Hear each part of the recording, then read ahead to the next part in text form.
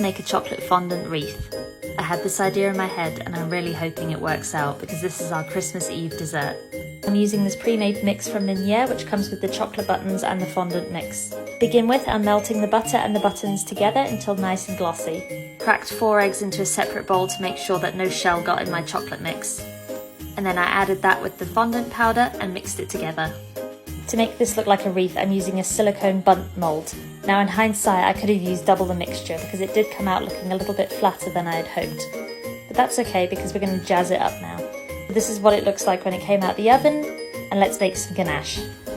I'm pouring my boiling cream over my chocolate and whisking that together until it's smooth and glossy. It's made quite a lot of ganache, but top tip, you can freeze it and it lasts for quite a while.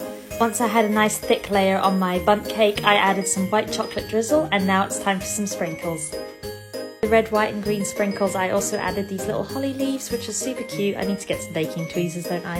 And then I finished it off with some white snowflake sprinkles. And I think it looks really cute, so let's tuck into it. Fondant cake is very rich, so I'm just taking a tiny slice here. I think some whipped cream would be really good with it. I think with baking, it's all about learning while doing, so I'm really happy with how this turned out. There's definitely some improvements I want to make next time, but it's rich, it's chocolatey, it's great.